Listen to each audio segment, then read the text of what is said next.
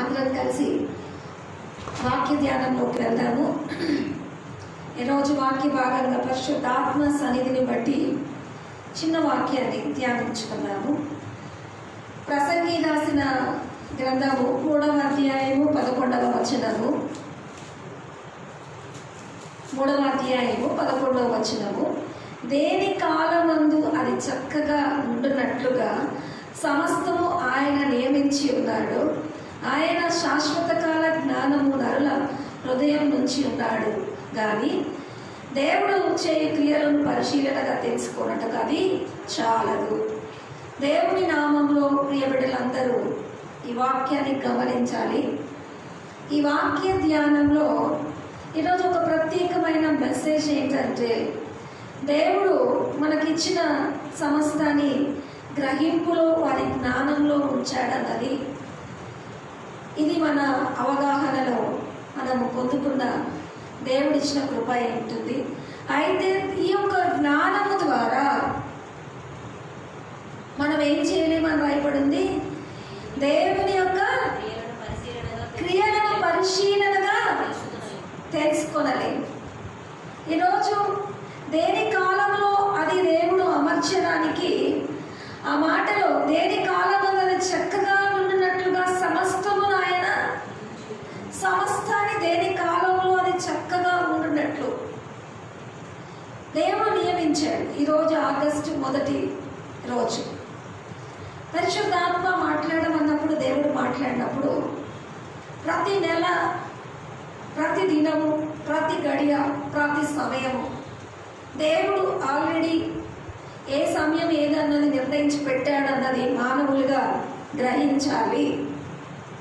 అయితే మనమేమనుకుంటామంటే రేపు 1వ రోజు, మనమేమనుకుంటామంటే రేపు నేనేం చేయాలి అని అనుకుంటాను. కానీ దేవుడు మరి వాక్యాన్ని గమనించినట్లయితే దేని కాలమందు అది చక్కగా ఉండినట్లు సమస్తమును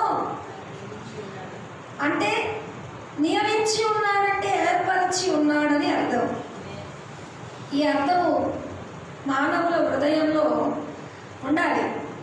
ఎందుకంటే మనం నియమించుకోవాలి అన్నట్టుగా తయారవుపోతాం.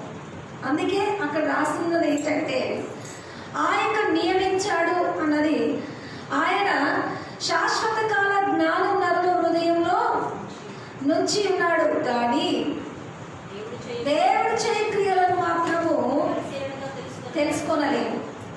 కాబట్టి ఈరోజు శాశ్వత కాల జ్ఞానము ఏ సమయంలో ఏంటి అన్నది దేవుడు నియమించాడు. అయితే మానవులారా, ఈరోజు దేవుని క్రియలు అన్నది పరిశీలనగా తెలుసుకోవడానికి మన జ్ఞానము, మన పరిపక్వత చాలదు. అందుకే దేవుని క్రియల విషయమై మనము జ్ఞానేంద్రియాల స్పర్శతో వాటిని మనం పొందుకోమన్నది. అవి కంటికి కనిపించవు, హృదయానికి గోచరం కాదు, చెవికి వినికిడికి అది అగోచరమై ఉంటుంది. దేవుడి మరి కార్యాలు మానవుని జ్ఞానంతో పరిశీలనగా తెలుసుకోలేవు అనంటే, మన జ్ఞానేంద్రియాలు, మన మస్తిష్కం యొక్క స్పర్శని ఈ లోకంలో ఉన్న వాటిలో దేవుడే అనుమతి మనకిచ్చింది. ఏంటంటే, దేవుడు ఏ కాలంలో అది నియమించాడు అని చెప్పడం కాకుండా ఆయన శాశ్వత కాల జ్ఞానము నరులకు ఇచ్చాడంట. శాశ్వత కాల జ్ఞానము నరులకు హృదయానికి ఆయన హృదయమందుంచి ఉన్నాడంట. కాబట్టి మన హృదయంలో శాశ్వత కాల జ్ఞానం ఇచ్చాడు. ఈ యొక్క కొలత, ఈ యొక్క శాశ్వత కాల జ్ఞానంతో మనం ఏం చేస్తామంటే దేవుడి కార్యాలు కూడా శోధించి తెలుసుకుంటామేమో అనుకుంటాం. కానీ అది అగమ్య గోచరం. ఎందుకంటే హల్లెలూయా, మానవుని స్పర్శ, మానవుని జ్ఞానము దేవుని యొక్క కార్యాలను అనుభవిస్తుంది కానీ వాటిని మరి బట్టి ఆనందించాల్సిందే కానీ వాటిని పరిశీలనగా తెలుసుకోలేని మరి అవగాహన మనిషికి ఉండదంటే అది చమత్కారి, ఒక మిరాకిల్. అందుకే అంటారు గాడ్ మిరాకిల్ని ఎవరైనా ముందే ఊహించి మరి పొందుకుంటామన్నది ఎవరైనా ఆ మిరాకిల్ని తమ హృదయంలో కంటికి కనిపించేది చెవుకు హృదయంలో మరి చెవికి వినిపించిన హృదయానికి గోచరం కానీ ఆయన ఆత్మచర్యల్ని అగోచరమైన ఆయన కార్యాలను మనం గుర్తించలేము. ఈ విషయంలోనే దేవుడికి మానవుడికి వ్యత్యాసం అనే విషయంలో మనము ఆయనకు అన్వేషకులుగా ఉంటున్నాము. ఇప్పుడు ఈ వాక్యాన్ని వీక్షిస్తున్న ప్రతి ఒక్కరూ ఈ మాటకి అన్వేషకులము అన్నది ఆయన మన హృదయానికి గోచరం కానీ తాత్పర్యము మన దేవుడు. అందుకే చిన్నవాళ్ళైనా పెద్దవాళ్ళైనా శాశ్వత కాల జ్ఞానం మనసులో ఉంచిన వృద్ధులైన దేవుడు యొక్క నామాన్ని మనము అగోచరం అన్నది మనం అన్వేషకులుగా ఆయనను మరి ఆయన సన్నిధిని శరణు వేడుకున్న వారంగా ఉంటాం. కానీ హల్లెలూయ అది మన హృదయంతో మనకిచ్చిన జ్ఞానంతో దానిని మనము ఏం చేయలేమని రాయబడింది, తెలుసుకోలేము అని రాయబడింది.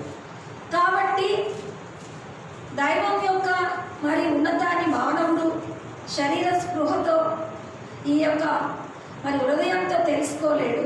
కానీ ఇచ్చిన దానిని బట్టి మానవుడు ఏం కలిగి ఉండాలన్నది ప్రసంగి ఏం చెప్పాడంటే, అక్కడ మాట ఏం చెప్పాడంటే చదువుతున్నాము. శాశ్వత కాలం అది హృదయంలో ఉంచాడు. అయితే కావున సంతోషముగా నుండుట కంటే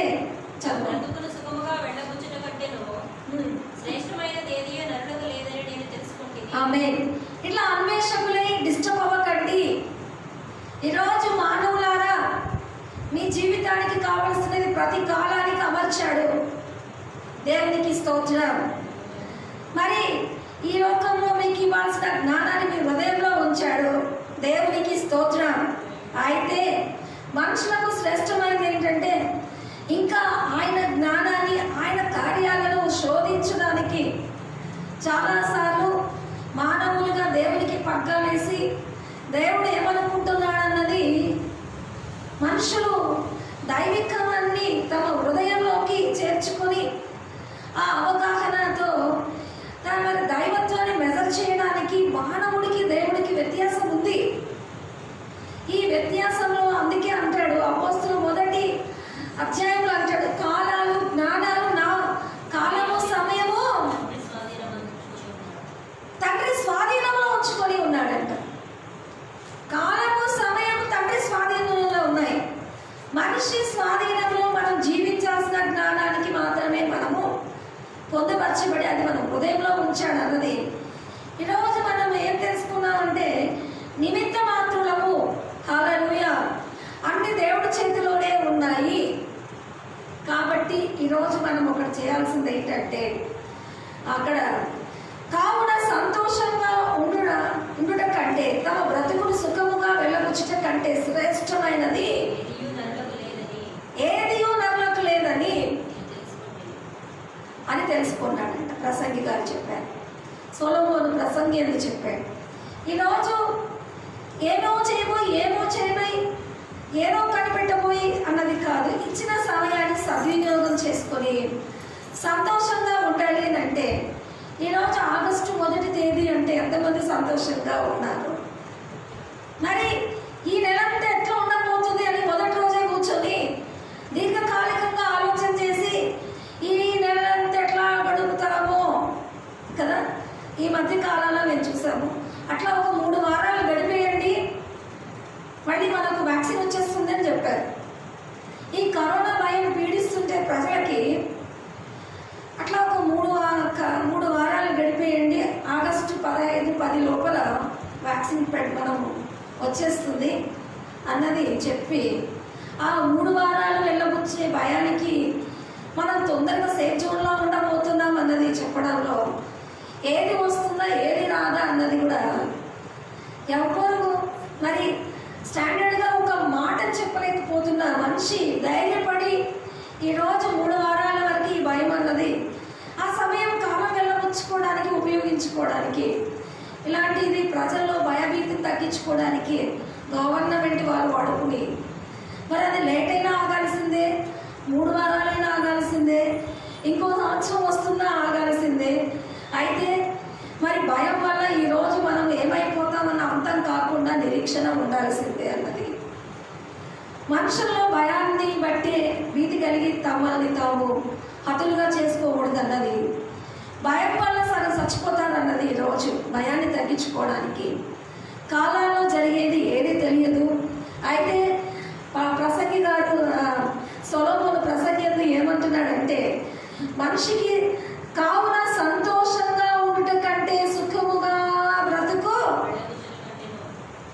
హల్లెలూయా. నేడు మాకిచ్చిన సమస్తాన్ని బట్టి వందనాలు, ఇచ్చిన జ్ఞానానికై వందనాలు. ఈ గ్రహింపుకు థ్యాంక్స్ చెప్పాల్సిన మనుషులుగా ఉండాలి అంటే హల్లెలూయా. చాలామంది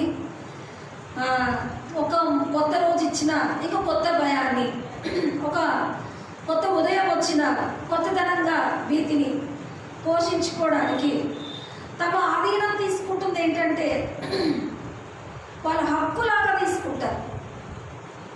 దిగుల్ని, భయాన్ని, బాధపడ్డాన్ని నీ చేతుల్లో ఏమో ఉండదు, కానీ బాధపడ్డం అనేది వ్యక్తిగత హక్కులాగా తీసుకున్నప్పుడు మరి నీ వ్యక్తిగత హక్కుకు నువ్వు కావలసినంత బాధ, చింత మిగిల్చుకొని ఓ రాత్రి ఓ పగలు ఏడ్చినా కాలానికి తల వంచి రేపేం జరుగుతుందో నీ చేతితో ఆపలేవు.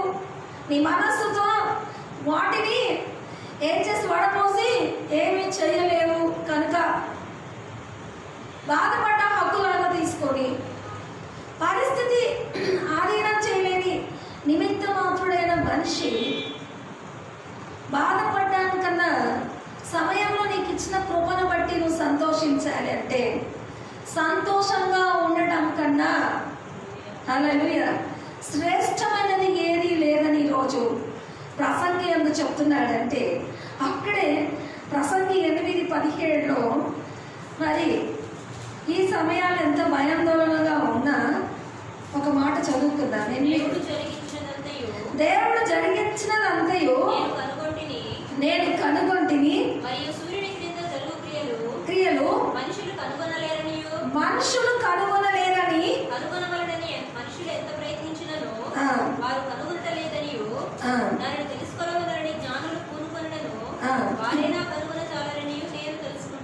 ఆమేన్. ప్రసంగికారు ఏం తెలుసుకున్నారంట? సొలొమోను ఏమని చెప్పాడు అక్కడ? దేవుడు జరిగించినదంతయు నేను కనుగొన్నాను. ఏ మనిషికి పొందుపరచనిది, ఏ మనిషి గ్రహించలేనిది సూర్యుని కింద మనుషులు ఎవ్వరూ కనుగొనజాలరు.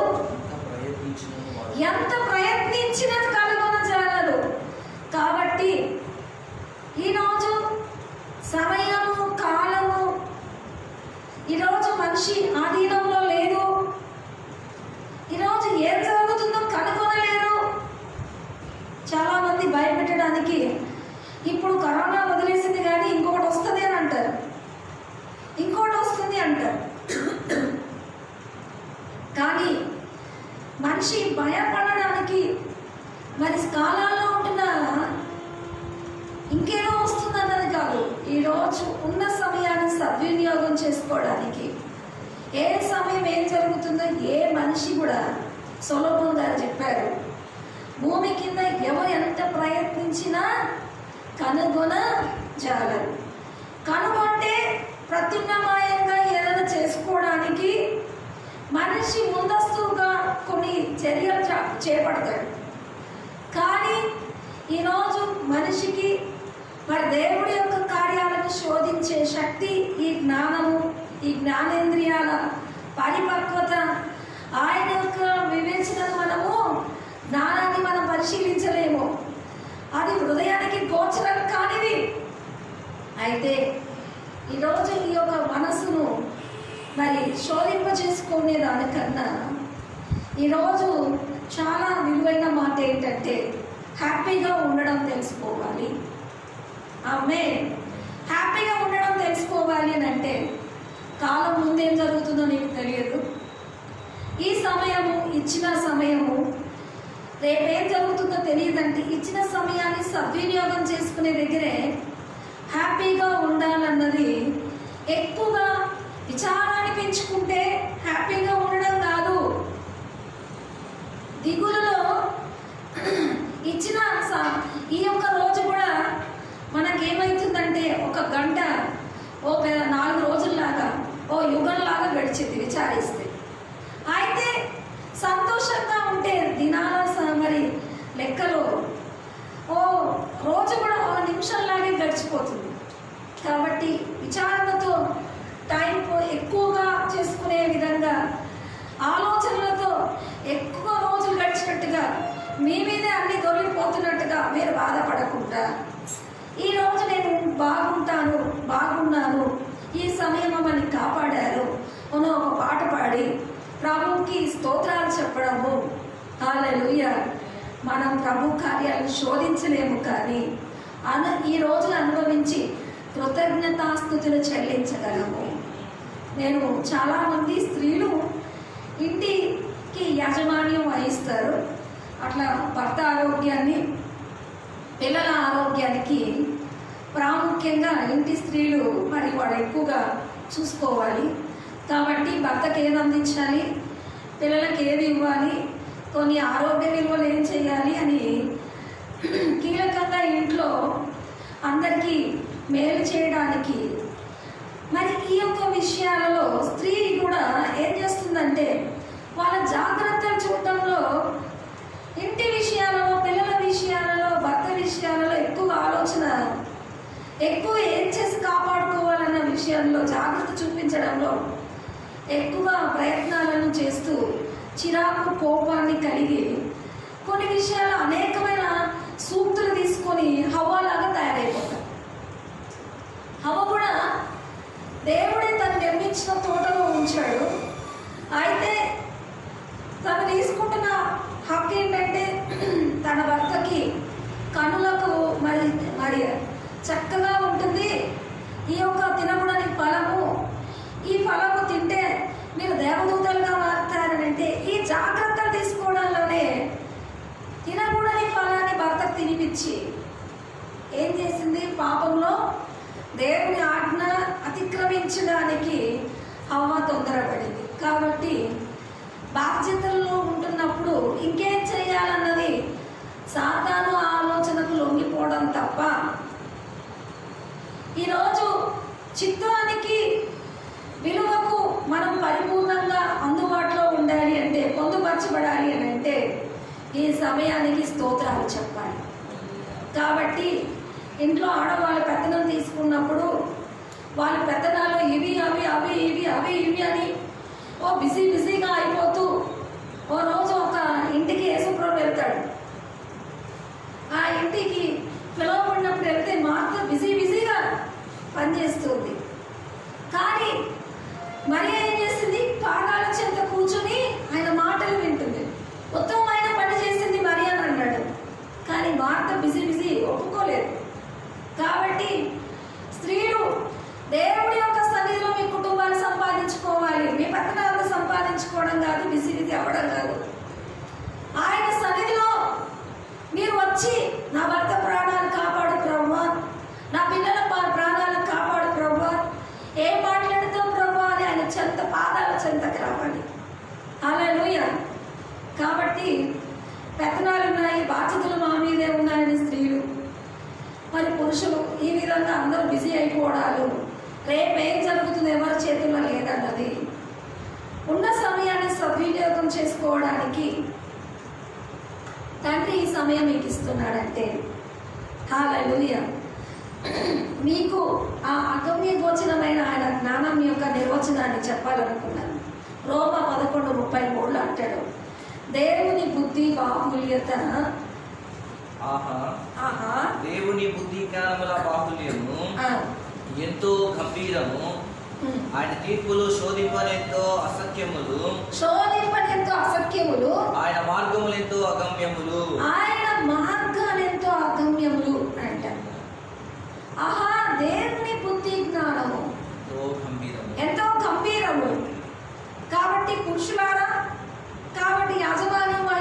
పురుషులైనా స్త్రీలైనా మీరు దేవుని మార్గాలు అగమ్యములు అని గుర్తు చేసుకోండి. దేవుని మార్గములు ఎంతో అగమ్యములు. అది తీర్పులు శోధింప సఖ్యములెంతో తీర్పు శోధింప సఖ్యము అసఖ్యములు అని తెలుసుకోండి. కాబట్టి శరణు వేడండి, సంతోషంగా ఉండండి. వాక్యం ఏమంటుంది? ఫిలిప్పు 4:4 మీరు సంతోషంగా ఎల్లప్పుడూ ప్రభు యందు ఆనందించండి. ఇది ఆజ్ఞ మీకు. హల్లెలూయా. అయితే దేవుడి సన్నిధిలో ఈరోజు ఎవరు బిజీ వాళ్ళు అయిపోయి మమ్మల్ని మేము కాపాడుకునే ప్రయత్నంలో ఉన్నాం కాబట్టి ప్రభు సన్నిధిని, ప్రభు పాదాల చెంత రావటానికి ఈరోజు మేము చాలా ప్రయాసలు వచ్చాల్సిన దాని విషయంలో మేము జాగ్రత్తలు పాటిస్తున్నాము మమ్మల్ని మేము కాపాడుకోవడానికి. కానీ సమయాలు కాలాలు దేవుని ఆధీనంలో ఉంటున్నాయి. ఈరోజు బుద్ధి జ్ఞానము ఆయన బాహుల్యము, దేవుని బుద్ధి జ్ఞాన బాహుల్యం ఎంతో గంభీరం. అవి ఆయన మార్గాలు ఇవి మనుషులకు అగమ్యములుగా ఉంటున్నాయన్నది తెలుసుకుంటే ఈరోజు శరణు వేడి ఆయన సన్నిధిలో మనల్ని కాపాడిన దేవుడిని బట్టి దేవుడికి స్తోత్రాలు. ఈ సమయం సద్వినియోగం చేసుకొని మహిమపరచడానికి ఆయన సన్నిధిలో మనం ఉంటున్నామంటే ఈరోజు టోటల్గా మీకు ఏం చెప్పాలనుకుంటున్నాడంటే ఈ జీవితం ఒక గిఫ్ట్ అనుకోండి. హల్లెలూయా. ఎంతమంది ఒప్పుకుంటారు ఈ జీవితం ఒక గిఫ్ట్ అని కదా? నేను మీకు అందుకే జీవితం అన్నది అపరిమితం కాదు, అది పరిమితమైన శక్తి. జీవితం అన్నది అపరిమితం అనుకొని దాన్ని సాగదీసి ఆలోచన ఖర్చు పెట్టకండి. జీవితం అనేది అపరిమితం అనుకొని దాన్ని సాగదీసి ఆలోచన చేస్తూ కూర్చోకండి. జీవితం అన్నది ఒక పరిమితమైన శక్తి. అంటే ఉన్న సమయాన్ని సద్వినియోగం చేసి సంతోషపడడానికి. హల్లెలూయా.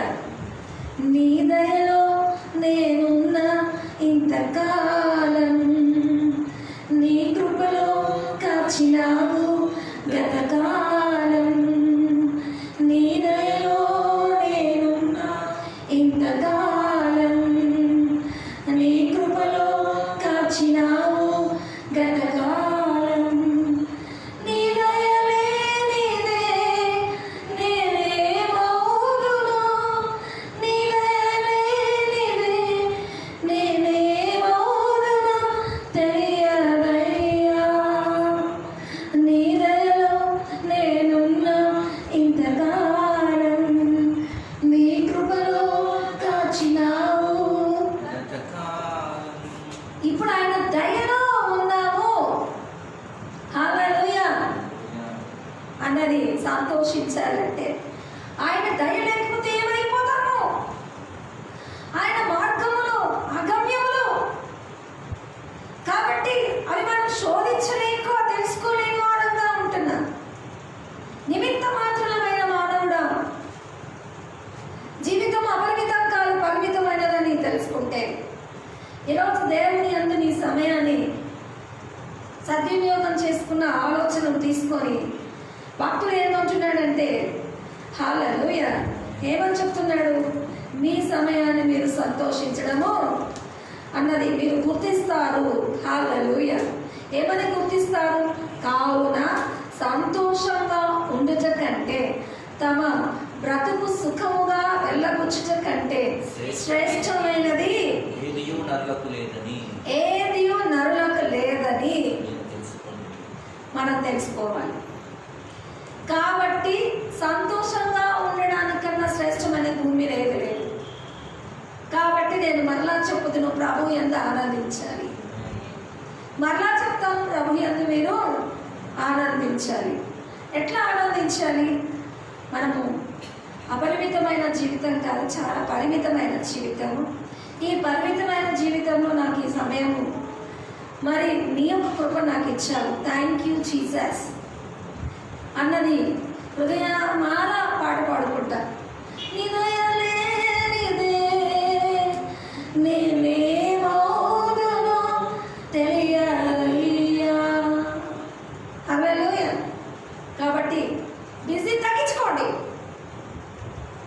బిడ్డ ఎప్పుడు బిజీగా ఎందుకు ఉండాలనుకుంటున్నా? ఏది ఎక్కడ పోతున్నావు? పరిమితమైన జీవితాన్ని సద్వినియోగం చేసుకోవా? ఎక్కడికి వెళ్ళి ఏమేమో చేయాలనుకుంటావు? తగ్గి ఉన్న జీవితాన్ని సుఖించడం నేర్చుకో. అంటే ఈ జీవితంలో ఏమని చెప్పాలి అంటే ఇది ఒక గిఫ్ట్ మాదిరిగా ఉందంటే ఆ 13వ వచనం చదువుకుందాము.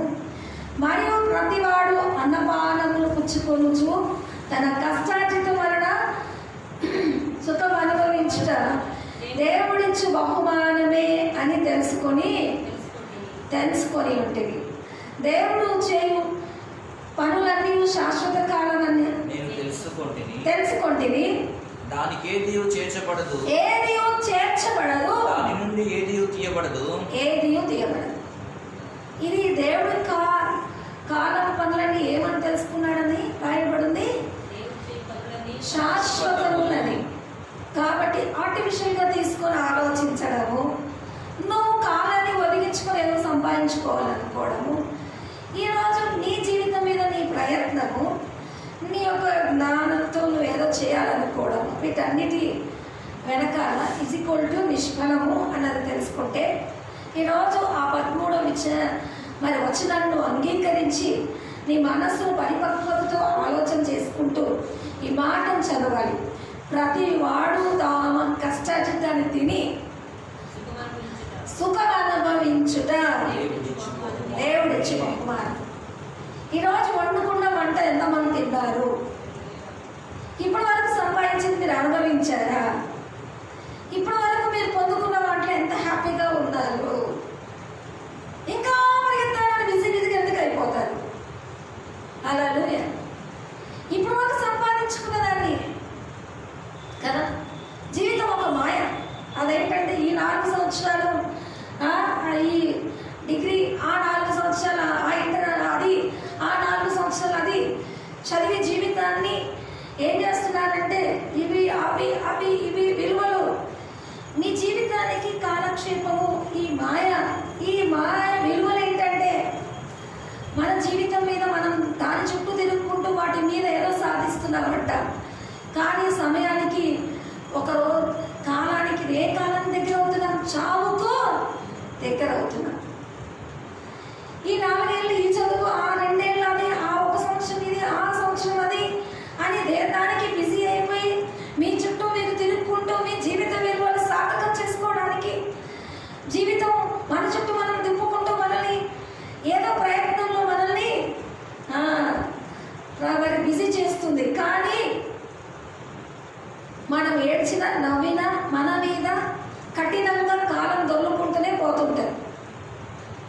ఈరోజు ఏడ్చిన కాలం ఆగదు, నవ్విన కాలం ఆగదు, విలువలు నీ కొరకు ఆగవు, అవి వెళ్ళిపోతూనే ఉంటాయి. కాబట్టి రేపేం జరుగుతుందో ఎవరికి తెలియదు కనుక హ్యాపీగా ఉండడం అన్నది సమయం తీసుకొచ్చిన కాన్షియన్స్ ఏంటంటే మనం హ్యాపీగా ఉండడం.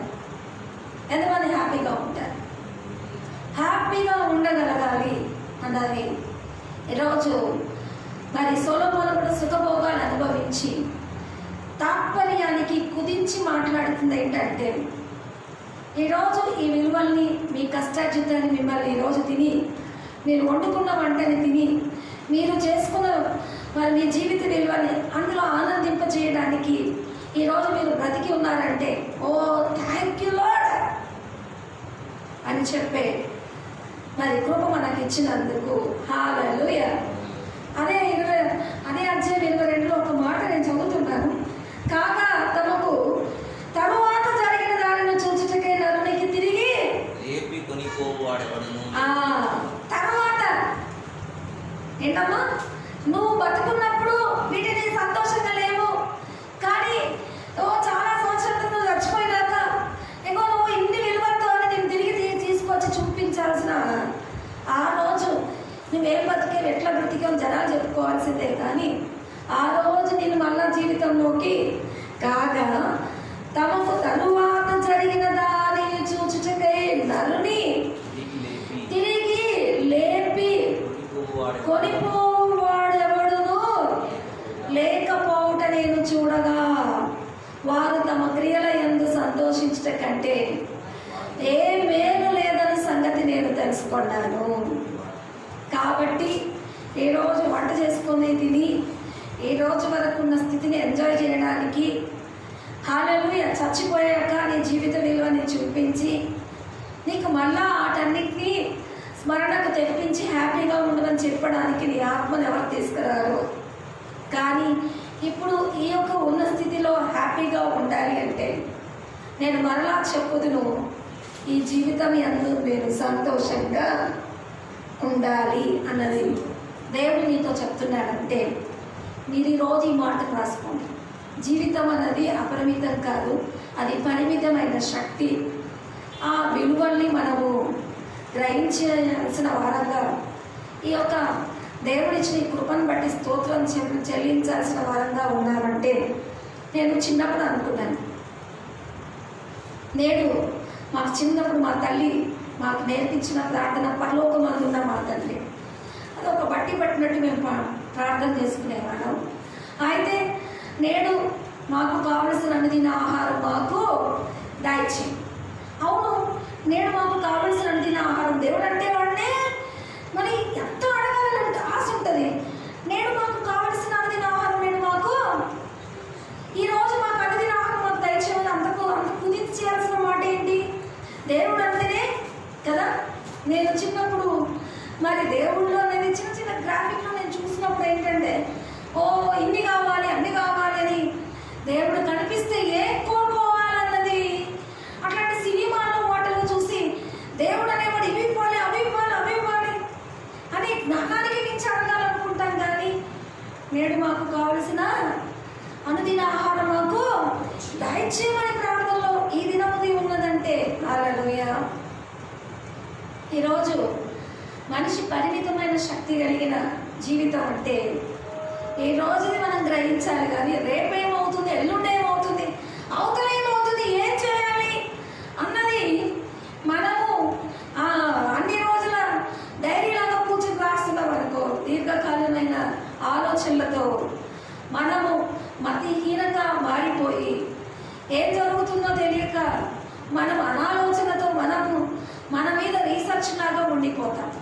కానీ ఈరోజు మనిషి తిని తాగి ఉండడం, సుఖించడం సంతోషమని ప్రసంగేందు అంటున్నామంటే దేని కాలాల్లో అది చక్కగా అమర్చాడంటే ఈరోజు నాకు అమర్చిన వాటన్నిటిని నేను పొందుకొని అనుభవించడానికి నాకు ఇచ్చిన ఈ విలువలు నన్ను యోగ్యపరిచి ఈ జీవితం మీద నాకు ఇచ్చిన ఈ దినానికై వందనాలు అంటున్నాడంటే రోజు కూడా డైలీ వర్సెస్ మీకు పెడతా ఉంటారు చాలామంది. అదేంటంటే ఈరోజు దేవుడు వాక్కు అంటారు. ఆ వాక్కు జీవితంలాగా అన్నది కాదు, ఆ రోజు మీ అనుదిన ఆహారంలాగా ఆ వాక్యం మీకు వెళ్ళడైందంటే ప్రభువులో మీ దినాభివృద్ధికి, ప్రభువులో మీ విలువలకి, ప్రభువులో ఆయన చిత్తానికి అమర్చుకున్నప్పుడే ఆ వాక్యం మీకు బలంగా కూర్తుంది. 10 రోజులు 10 ఏళ్ళకు ఆలోచన చేస్తుంటే ఈరోజు మీకు డైలీ వర్డ్స్ ఇస్తున్నాము, డైలీ బ్రెడ్ లాగా మీకు చెప్తున్నాము అని అంటే అది ఎక్కడ వెళ్ళిపోతుందంటే నథింగ్ అని, నీ లైఫ్లో నథింగ్ అని కదా. ఈరోజు నేను మంచి వాక్ వచ్చింది అంటే కాదు, 10 ఏళ్ళకు కూర్చున్న ఆలోచన ఉంది కదా నీలో. మంచి వాక్ అన్నది ఎప్పుడు అంటావు, ఎప్పుడు అనగలుగుతావు? ఇంకా అనలేవు. సంతోషం. కాబట్టి వాక్యాన్ని సంధించాలన్నా, వాక్యం విలువలు వినాలన్నా, ఈరోజు మాకు వర్డ్ ఇచ్చాలన్నా, అది గ్రహించాలన్నా ఈరోజు ఈ క్షణానికి ఆయన ఉన్నత స్థితికి మీరు అప్పగించుకుంటేనే హల్లెలూయా ఆ వాక్యం మీకు ఆనందపడుతుందా. కాబట్టి నేడు మాకు కావలసిన అడిగిన ఆహారం మాకు దయచేసి మాకు ఇచ్చిన ఈ పరిమితిని గుర్తించాలని 13వ వచనం ఏంటంటే జీవితం మనకిచ్చిన ఒక వరమని మనం తెలుసుకోవాలన్నది కదా. అన్నపానములు మనకిచ్చిన కష్టార్జితము సుఖం అనుభవించుట దేవుడిచ్చిన బహుమానమే అని తెలుసుకొని థ్యాంక్స్ గాడ్ నన్ను బతికించావు, వందనాలు ప్రభువా నన్ను జీవింపజేశావు అని చెప్పి సంతోషంగా ఉండాల్సిందిగా మీ అందరికీ సుఖం కలుగునుగా. కానీ ప్రభు పేరిట ఈ పాటను అందరం ఎప్పుడైనా ఏకీభవిద్దాం, హ్యాపీగా ఏకీభవిద్దాం. నీ దయలో నేనున్న ఇంతకాలం, నీ కృపలో దాచినావు జగనాలు.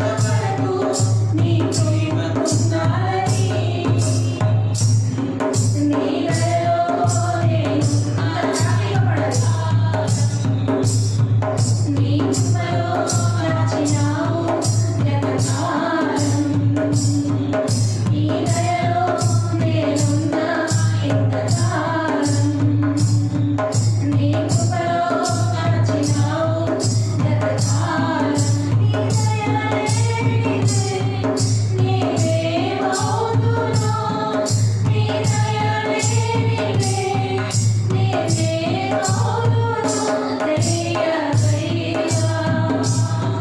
నీ దయలో నేనున్నా ఎంతకాలం. ఆమేన్. హల్లెలూయా. సొలొమోను కూడా ఆశపడిన అంత రోజులు ఆశ పీడితగా మారి దురాశగా మారి జీవితాన్ని అశాంతితో నింపేసింది. ఉన్న స్థితిని అనుభవించడానికి ప్రసంగంలో ఏ రోజు ఇచ్చిన కష్టాన్ని ఏ కాలంలో అది పొందుపరిచిన ఈ రోజు విలువను అనుభవించడం నేర్చుకుంటే ఇదే జ్ఞానము, ఇదే జ్ఞానోదయము అని అంటే నేను అనుకున్నాను బాబు లైఫ్లో చాలా పొందుకోవాలన్న ఉన్నతానికి వెళ్ళాలి అంటే ఫస్ట్ ఆశ పడ్డంగా ఉండాలి అనుకున్నాను. కానీ అది కాదు, ఉన్న స్థితిని అనుభవించడము ఏంటంటే ఆశపడిన రోజులన్నీ మనల్ని ఏడిపిస్తూ ఆ చిన్నది కూడా మనకు దూరమై ఆ దూరమైన స్థితి ఏంటంటే నీ ఆశకుంటున్న తీక్షణ నువ్వు ఆశించి పొందుకోవాలన్నది నిన్ను ఏడిపిస్తూ ఉన్నప్పుడు అలసిపోతూ ఉంటావు.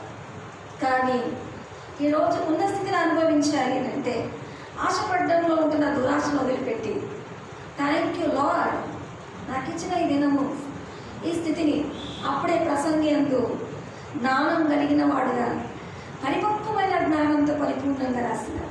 కాబట్టి బిజీని ఆపేయండి, జీవితాన్ని అది పరిమితమైన శక్తి అని తెలుసుకుంటే అపరిమితంలాగా పెట్టుకొని అన్నిటినీ తగ్గించి ప్రభువుకు మహిమార్థంగా ఉండడానికి ఆయన ఎంత హ్యాపీగా ఉండండి.